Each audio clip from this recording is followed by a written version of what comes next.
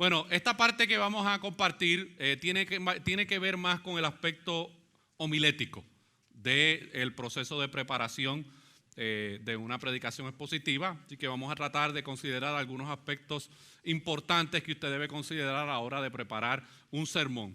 Esta sesión se llama el movimiento progresivo del sermón.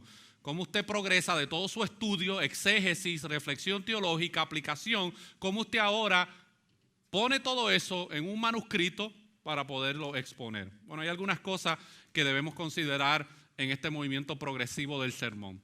Lo primero es que usted necesita una introducción. Todo sermón necesita una introducción.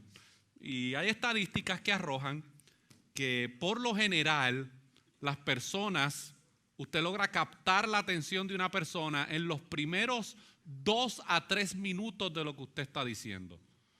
Si en esos 2 o 3 minutos usted no ha podido desarrollar una introducción, alguna frase, alguna oración, alguna afirmación, algo que logre captar la audiencia, esa audiencia va a luchar en el seguimiento de lo que usted está tratando de exponer.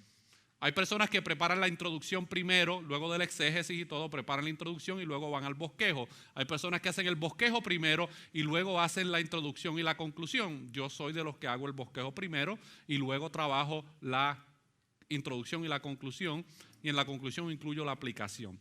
Todo sermón se inicia con una introducción. Es como la carta del Chavo del Ocho, del Don de la Chilindrina. Usted no comienza la carta leyéndola a la mitad, usted necesita leerla desde el principio. Bueno, un sermón tiene una introducción. Y esa introducción debe motivar a los oyentes a tener una buena disposición para escuchar el sermón. Usted debe de inicio, de entrada, lograr cautivar la atención de esa audiencia por medio del tema que usted va a exponer. Ahora, no trate de ser extremadamente creativo en el sentido de ponerle unos títulos a su sermón que sean sumamente llamativos, pero después no tienen relación con lo que usted va a exponer. Pero usted tiene que proveer una introducción que deba motivar a los oyentes, porque la gente llega a la iglesia con problemas. Llega la gente a la iglesia con situaciones en su vida, llegan peleados los matrimonios. Y usted necesita en la introducción lograr cautivar la mente de esas personas para que ellos dispongan su mente a seguir lo que usted está diciendo. Estos son consejos homiléticos muy prácticos. Una buena introducción debe ser apropiada, interesante, breve, modesta y cuidadosamente preparada. Y por lo general una introducción debe durar entre unos 5 a 7 minutos aproximadamente. Usted no puede hacer una introducción de media hora para luego decirle a la audiencia, ahora es que vamos a empezar el bosquejo del sermón. No haga eso. Trate de en 5 o 7 minutos introducir el tema que usted va a exponer. Ya sé que lo va a hacer por medio del contexto histórico, por medio de alguna pregunta, por medio de alguna información, por medio de alguna ilustración, pero usted tiene de 5 a 7 minutos para preparar una introducción.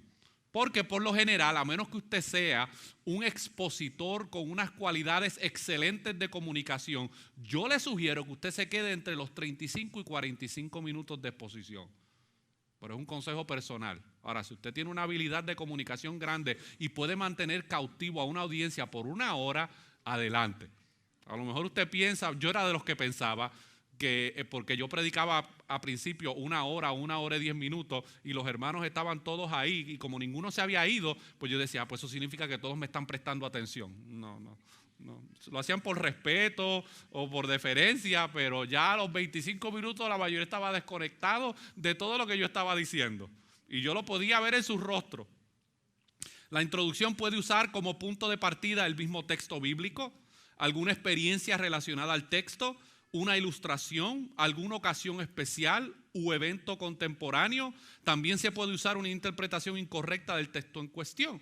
Si usted va a hablar acerca de una doctrina específicamente en ese pasaje, bueno, pues usted puede comenzar, vamos a estar hablando hoy acerca de la doctrina de la expiación de Cristo. Yo quiero que comencemos considerando algunas doctrinas erradas que hay acerca de este tema de la doctrina de la expiación. Eso es una manera de introducir un sermón. Luego, ese sermón se sostiene a través de las divisiones. Esta ya sería la estructura del bosquejo. Usted debe utilizar un orden apropiado en sus divisiones. Que usted mismo sepa por dónde va cuando usted ve el sermón. Si usted necesita ver su sermón y no encuentra, espérate, ¿dónde está el punto número 1? ¿Por dónde voy aquí de la introducción al bosquejo? Usted necesita clarificar eso de manera escrita para que usted sepa por dónde va. utilice un orden apropiado en sus divisiones. No trate de un versículo sacar 17 puntos.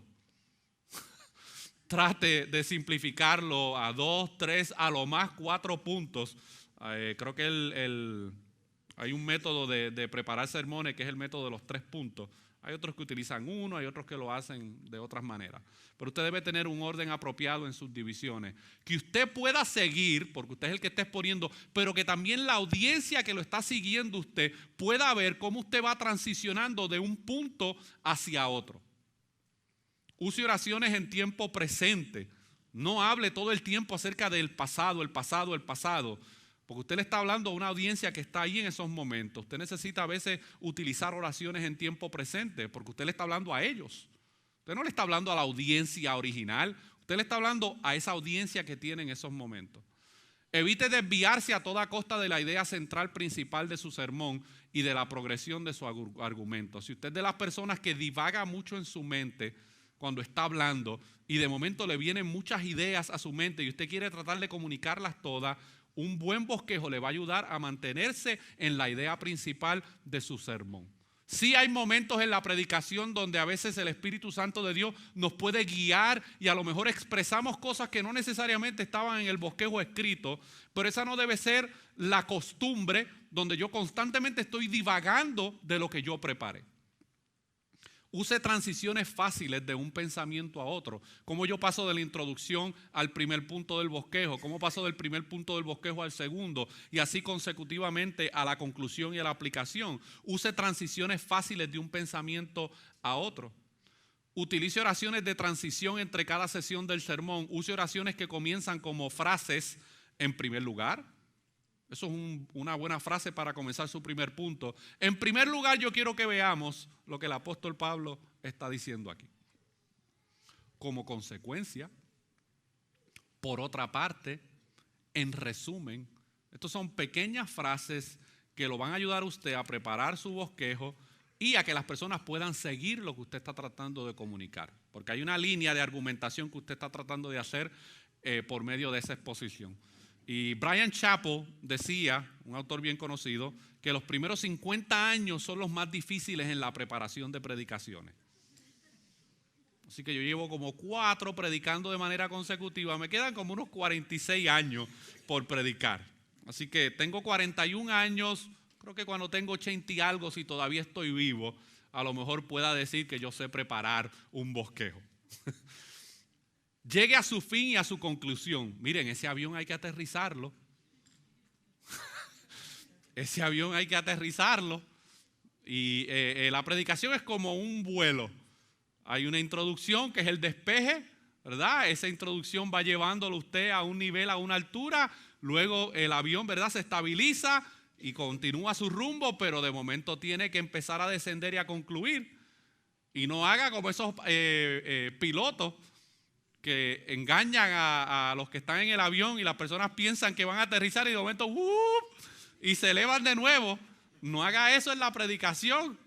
Ya los hermanos están deseosos que usted termine y a ti se te ocurrió hablar de otra cosa y de momento vuelve y despegue el avión. No, debemos llevar el mensaje a feliz término por medio de una conclusión en donde todo el ímpetu del sermón se ha aprovechado en un ataque final sobre la voluntad de los oyentes, persuadiéndolos a actuar de acuerdo al propósito específico del sermón.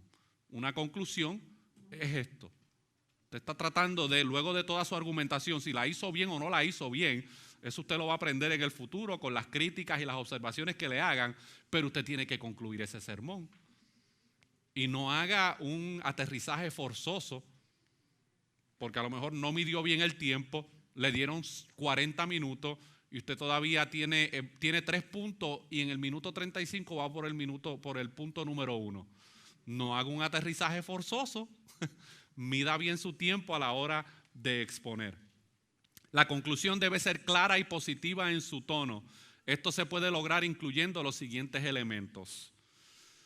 Estos son los elementos para usted tener lo que dice aquí, una conclusión clara y positiva. Usted no trate de no ser negativo siempre en su conclusión. Hermano, si no se arrepienten, el diablo se los va a llevar. Dios me los bendiga. No haga eso, ¿ok? No haga eso. Sí, yo he escuchado conclusiones así. Si usted no hace lo que hemos expuesto hoy, el Señor y el juicio de Dios va a caer sobre su vida. Dios me lo bendiga, oremos. No, usted tiene que terminar de una manera positiva y clara en su tono. Usted debe hacerlo por medio de algunos elementos básicos. Recapitulación. Ayude a los oyentes a recoger en una sola mirada todo el panorama recorrido en el sermón. Usted puede brevemente hacer un resumen. Por eso, de acuerdo a lo que hemos hablado en esta exposición, 1, 2, 3, 4, nosotros debemos entonces considerar la palabra del Señor y responder a ella en obediencia o en arrepentimiento o en lo que sea necesario. Usted puede hacerlo a través de la demostración. Podemos ofrecer a los oyentes ejemplos prácticos sobre cómo llevar a cabo en nuestras vidas las lecciones aprendidas. Esta es la parte de la aplicación práctica del sermón. Hemos dicho todo esto acerca de esta doctrina bíblica, acerca de todo este tema, cómo ahora nosotros creyentes del siglo XXI podemos aplicar esto a nuestras vidas.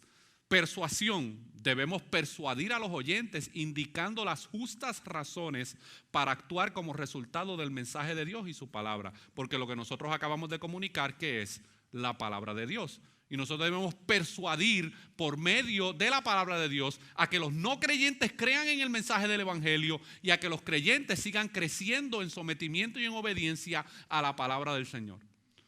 Y debe haber una invitación.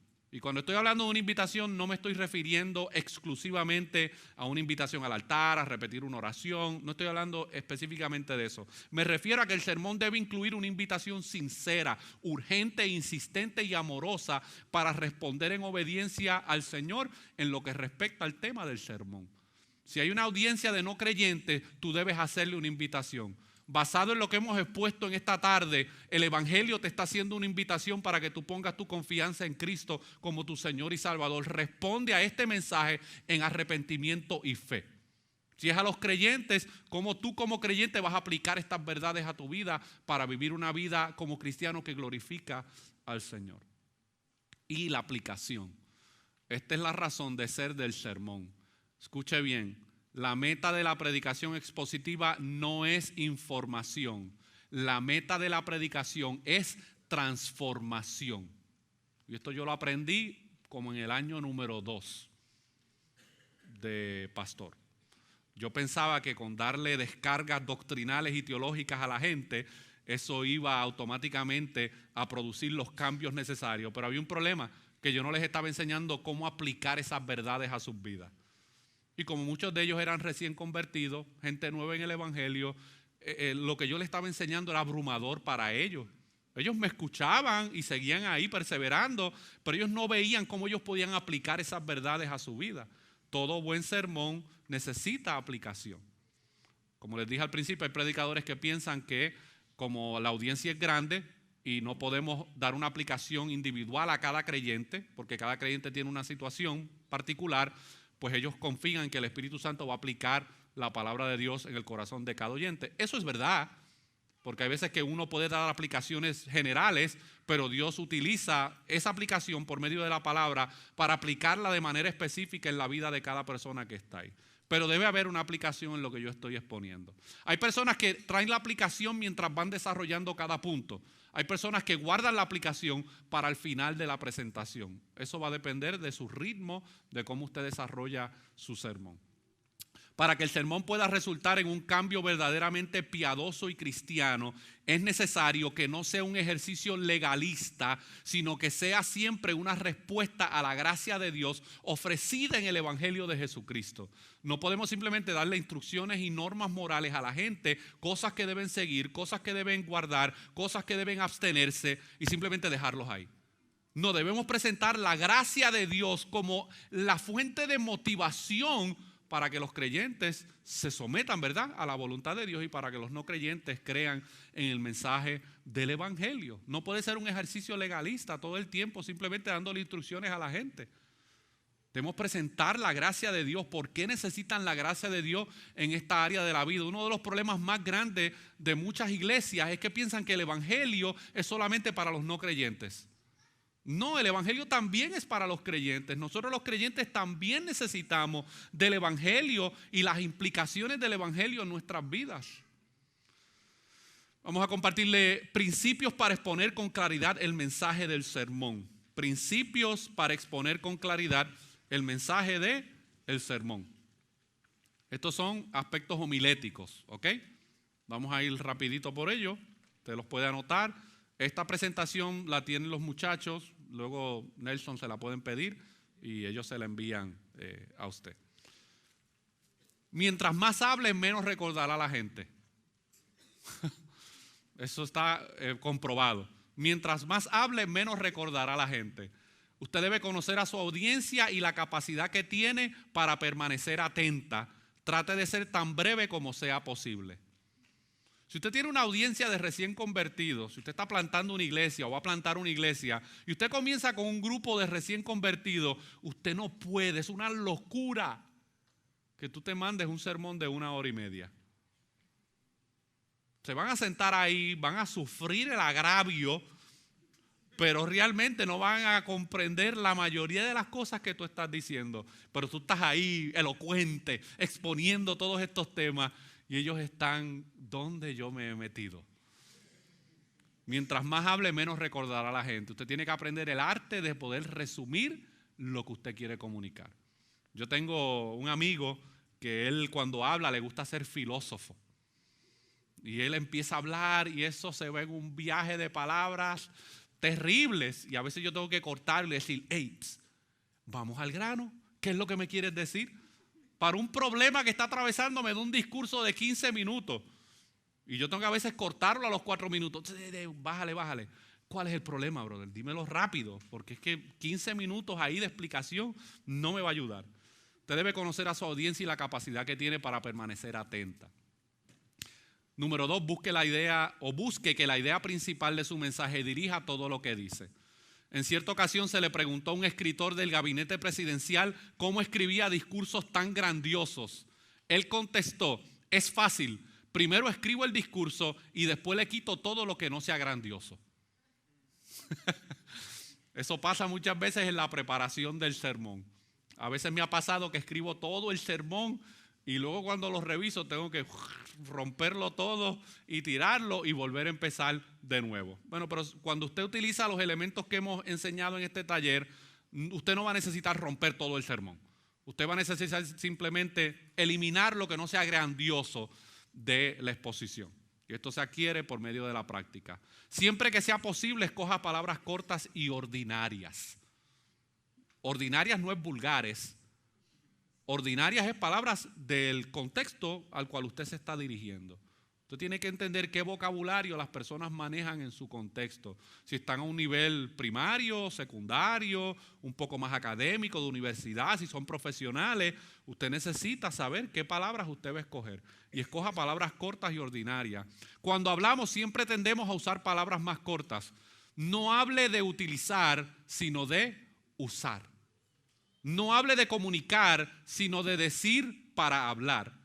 Los mejores comunicadores usan lenguaje sencillo y familiar a sus oyentes. Los grandes comunicadores utilizan un lenguaje que la gente pueda entender. Usted no ha visto los políticos, muchos de ellos en nuestros países, que ellos a veces, por lo menos cuando se dirigen al pueblo, hablan como el vocabulario del pueblo. Y el pueblo aplaude, porque están entendiendo lo que ese político está diciendo. Así es una mentira, pero se las dijo en un lenguaje tan sencillo y bonito que ellos se la creyeron.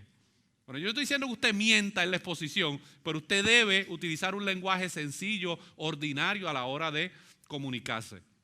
Número 4, utilice oraciones y frases cortas. Yo tenía un problema cuando preparaba mis sermones, que yo preparaba unos párrafos de 20 líneas. Entonces imagínense, yo estoy leyendo las 20 líneas, ya cuando yo regreso han pasado 3 minutos y la mayoría de las personas están desconectadas. No pudieron seguir lo que yo estaba tratando de decir. Por regla general trato de no hacer oraciones de más de 4 a 5 líneas máximo en la preparación de un bosquejo. Oraciones y frases cortas. Busque comunicar sus ideas a un nivel que un estudiante de secundaria pueda entender. Use oraciones simples de no más de 20 palabras. Si usted tiene una oración que tiene 80 palabras, una oración que tiene 80 palabras, eso es un vía crucis. La gente se va a perder en algún momento dado en la oración que usted está tratando de comunicar, se va a perder. Olvide las reglas del español escrito, porque nosotros no hablamos muchas veces, la mayoría de nosotros no hablamos como escribimos, ¿verdad que sí? A la hora de escribir nos ponemos bien técnicos y bien elaborados, pero no hablamos así. A veces mis primeros sermones yo se los presentaba a mi esposa para que ella los viera. Y ella los miraba y me decía, ¿y quién es este que está hablando aquí? ¿Tú hablas así? ¿Dónde? Yo no te he visto hablando así en ningún sitio. Porque yo utilizaba un lenguaje muy sofisticado, muy académico. Bueno, yo tuve que rebajar un poco ese lenguaje y esa manera de escribir para que la gente pudiera entenderme. El español hablado es muy distinto del español escrito. Al escribir el manuscrito de un sermón o de su sermón, escriba como si estuviera hablando en voz alta. El orden, la secuencia y el estilo de sus palabras es diferente al hablar. Escriba como normalmente hablaría ahora. Esto no significa que usted va a usar una gramática horrible. O sea, una oración empieza con una letra mayúscula y una oración termina con un punto. ¿Ok? Usted no puede escribir, he visto algunos sermones en el proceso de preparación de algunos estudiantes que tenemos allá en Delaware, donde ellos escriben oraciones y tú no sabes dónde empieza la oración ni dónde termina. Bueno, si tú tienes problemas gramaticales, por las razones que sea, debes trabajar en ese aspecto de la gramática para que tus oraciones, si alguien toma tu sermón escrito y lo lee, puede entender, oh, yo entiendo lo que él está diciendo ahí. Ahora, si tú escribes gramaticalmente, yo no tengo buena ortografía.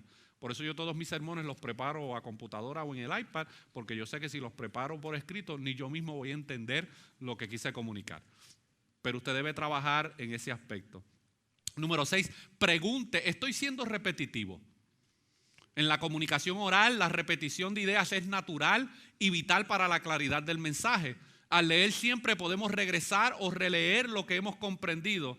Esta repetición debe ser consciente al hablar. La repetición también ayuda a enfatizar las ideas principales del mensaje. Una idea repetida muchas veces es necesariamente memorable. Según usted va progresando en su sermón, usted va a repetir algunas ideas que se siguen repitiendo en el pasaje.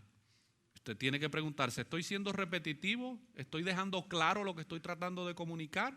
¿O simplemente di la idea principal al principio y allá la audiencia, allá esos problemas de ellos, si ellos logran sostener esa idea principal o ese tema hasta el final de la predicación? No, usted tiene que ayudar a la audiencia a que ellos puedan seguir lo que usted está tratando de comunicar. Transfiera las narraciones e historias al tiempo presente. Cuando cuente historias, ya sea de la Biblia o de otra fuente, siempre transfiera la historia al tiempo presente. Esto obliga a los oyentes a participar de la historia personalmente. El oyente naturalmente se verá envuelto en los eventos narrados. Y esto es un arte de comunicación. Usted sabe que hay personas que pueden contar una ilustración y nada pasa. Pero hay personas que pueden contar una ilustración y una historia y realmente impactar a las personas, a su mente, a su corazón, a sus emociones. Bueno, usted tiene que saber cómo usted narra esas ilustraciones o esas historias para que las personas puedan identificarse con ellas. Ahora usted entiende por qué los primeros 50 años de la predicación son los más difíciles, que uno poco a poco va aprendiendo esto y lo va poniendo en práctica. Número 8, no ilustre lo complejo, solo lo obvio. Este es el secreto más preciado de las ilustraciones efectivas. No ilustre lo complejo, solo lo obvio. No trate de ser muy elocuente. Trate de ser obvio en lo que usted está tratando de comunicar. Número 9, a la gente le encanta escuchar sobre la gente. Es un comportamiento natural de nosotros los seres humanos. La regla esencial del periodismo es esta. Si no hay gente, no hay historia. Y usted debe en su exposición hablar de la gente y hablar acerca de la gente. Siempre incluye en su lenguaje historias y experiencias de gente real en situaciones. Así sea un testimonio personal que usted va a traer, así sea el testimonio de otra persona que en la aplicación de ese mensaje, así sea una historia de alguien en la comunidad, de alguien en el contexto del gobierno, de lo que usted vaya a utilizar, traiga historias de personas reales. No traiga ilustraciones como que érase una vez. No, traiga ilustraciones de personas reales que existen, que son igual que usted, que tienen las mismas luchas que usted. Y número 10, siempre busque preparar a la gente para el texto. Siempre busque preparar a la gente para el texto. La esencia del sermón expositivo es la exposición del texto bíblico. Se supone que esto sea lo que está sucediendo mientras usted está exponiendo la palabra del Señor. Usted está ayudando a la audiencia a que ellos puedan ver el pasaje y puedan entender lo que usted está tratando de decir del pasaje. Ellos puedan verlo ahí. Oh, yo lo veo aquí. Yo puedo ver eso que le está explicando. Yo puedo ver esa interpretación en el texto bíblico. Al hacer esto, procure siempre presentar la interpretación del texto antes de leer el texto mismo. Ahí podemos debatir, ¿verdad? Hay personas que leen el texto, después lo interpretan. Hay personas que presentan la interpretación y luego leen el pasaje. Guíe siempre a sus oyentes a encontrarse con el mensaje eterno del texto, preparando sus mentes y sus corazones para recibirlo. Porque esto es un ejercicio espiritual que hacemos todas las semanas. Esto no es una descarga de información. Y yo necesito ayudar al creyente y al oyente a que por medio de la exposición esa persona vaya preparando su corazón y su mente para recibir la palabra del Señor. Hay uno de los cantos de Sovereign Grace que dice: prepara, oh Dios, mi corazón para recibir tu palabra. Nosotros tenemos que ayudar a la audiencia por medio de nuestra exposición a que ellos puedan recibir esa palabra en sus corazones. Sesión número 10, ¿cómo predicar un sermón cristocéntrico? Esto va a responder un poco a la pregunta que hizo Ariel esta mañana acerca de cómo predicamos a Cristo, de esos pasajes que son un poquito más complejos, sin torcer, ¿verdad?, las Escrituras. ¿Cómo predicar un sermón cristocéntrico? Prácticamente lo peor que puede pasar cuando terminamos de predicar es que alguien salga de la iglesia entusiasmado por su resolución personal de tratar de actuar bien con aún más empeño. Porque eso es ¿qué? Eso es moralismo. Las personas salen motivadas a tratar de ser mejores padres, que no hay nada malo en eso, a ser mejores esposos, que tampoco hay nada malo en eso. Pero si nosotros sacamos a Cristo y al Evangelio de nuestra exposición, eso lo puede predicar un rabino, un imán, cualquiera puede predicar eso. Nosotros debemos llevar a las personas a que puedan ver la importancia de Cristo, del Evangelio, de su sacrificio en sus vidas. Dice Saving Eutychus, en un comentario que se escribió acerca de esto, dice: sin importar cuál sea el pasaje, es esencial que nunca enterremos el Evangelio de lo que Jesús ha hecho en una avalancha de grandes ideas sobre lo que nosotros debemos hacer.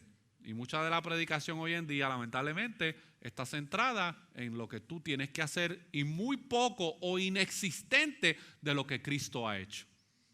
Entonces eso es un evangelio y una predicación antropocéntrica. No es una predicación cristocéntrica. Es una predicación que está centrada en tu capacidad o en tu habilidad de poder hacer ciertas cosas y comportarte con cierto tipo de conducta. Y las religiones son eso. ¿De qué son las religiones en el mundo? Obras. Salvación por obras. Nosotros tenemos que tener mucho cuidado de nosotros no crear creyentes que piensen que el evangelio se trata de lo que ellos hacen o dejan de hacer. El evangelio está centrado en la persona de Cristo y en lo que Él ha hecho.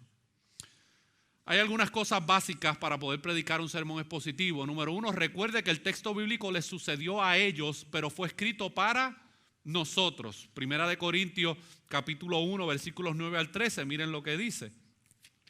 Primera de Corintios, capítulo 1, versículos 9 al 13. Acompáñenme un momentito ahí.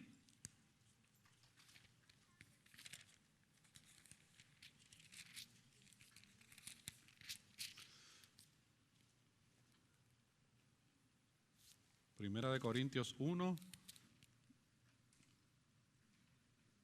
No, discúlpenme. Yo creo que me equivoqué de pasaje. Déjame ver si es segunda de Corintios. ¿Será el 10? Yo creo que es el 10. Puede ser que es el 10 y me equivoco. Se me olvidó un número ahí. Primera de Corintios 10, versículos 9 al 13. Vamos a ver. Ajá, sí. Primera de Corintios 10, versículos 9 al 13. Dice, no tentemos al Señor como también algunos de ellos le tentaron y perecieron por las serpientes, ni murmuréis como algunos de ellos murmuraron y perecieron por el destructor. Y estas cosas les acontecieron como ejemplo y están escritas para amonestarnos a nosotros, a quienes han alcanzado los fines de los siglos. Así que el que piense estar firme, mire que no caiga. Y luego dice, no nos ha sobrevenido ninguna tentación que no sea humana, pero fiel es Dios, que no os dejará ser tentado más de lo que podéis resistir, sino que dará también juntamente con la tentación la salida para que podáis soportar. Cada historia bíblica debe leerse en relación al valor que Dios le ha dado para enseñarnos a nosotros. Siempre pregunte por qué Dios desea que yo lea o conozca esto. ¿Por qué Dios quiere que yo conozca lo que está diciendo ese pasaje bíblico? ¿Por qué? ¿En qué manera eso aplica a mi vida? Aprenda a leer el Antiguo Testamento a la luz de la enseñanza del Nuevo Testamento. Hay predicadores que son excelentes en las exposiciones del Antiguo Testamento, pero ahí se quedan. Ese es su caballito preferido. Las historias del Antiguo Testamento, pero nunca llegan al Nuevo Testamento para ver, ¿verdad?, qué relación guarda Cristo, el Evangelio, las profecías con lo que pasó en el Antiguo Testamento. Al considerar cualquier pasaje debe analizarse a la luz de la más completa y perfecta revelación dada por Dios en el Evangelio del Nuevo Testamento. Usted debe ser balanceado en su exposición bíblica. ¿Qué era lo que hacía Cristo y los apóstoles cuando se referían a las Escrituras? Llevaban a la audiencia al Antiguo Testamento, pero luego regresaban a la situación en el presente para ver cómo Cristo cumplía todas aquellas cosas que se habían profetizado de él en el pasado. Número 3, para que un sermón culmine en Jesucristo, esta es la pregunta que, ¿verdad?, tenía Ariel. Para que un sermón culmine en Jesucristo, se deben siempre tener en cuenta los temas globales de la historia bíblica. Hay unos temas globales que se repiten desde Génesis hasta Apocalipsis. Si usted se aprende estos temas globales, cuando usted llegue a uno de esos versículos bíblicos donde usted dice, ¿y cómo yo llego a Cristo de aquí? Bueno, alguno de estos temas globales lo va a ayudar a poder hacer esa conexión y llegar a Cristo y al Evangelio. ¿Cuáles son esos temas globales? La creación, la caída del hombre, el reino de Dios, los pactos de Dios con Abraham, Moisés y David, el Éxodo, Israel como el siervo de Dios fracasado, Dios como creador, rey, profeta y Mesías, la gracia, la fe, la elección divina, la esperanza futura. Así que cuando tú te encuentres con alguno de esos textos complicados, estos temas globales te van a ayudar a poder salir de esa situación y ver cómo ese texto encaja dentro de algunos de estos temas globales, y eso te va a ayudar en el proceso de transición para tú poder llegar a Cristo y al Evangelio. Pero no fuerces el texto para que diga algo que no diga, pero trata de utilizar estos temas globales y te van a ayudar. Número 4, recuerde que si nuestro objetivo es predicar el Evangelio de Jesucristo desde cualquier parte de la Biblia, entonces debemos ver que el Evangelio de Jesús está en todas las partes de la Biblia. Jesucristo está en Génesis, Jesús está en el Éxodo, Jesús está en Levítico, Jesús está en Deuteronomio, y así podemos enumerar cada uno de los 66 libros de las Escrituras. Jesús está de una manera u otra representado en cada uno de esos libros de la Biblia. Ahora yo debo leerlos, conocerlos, interpretarlos para poder hacer las conexiones debidas a lo que estoy tratando de comunicar. Hay unos libros que yo se los voy a recomendar.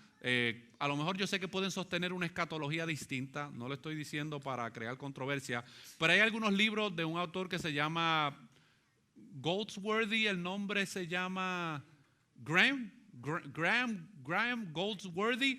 Él tiene unos libros excelentes acerca de cómo predicar de Cristo o cómo predicar a Cristo desde el Antiguo Testamento.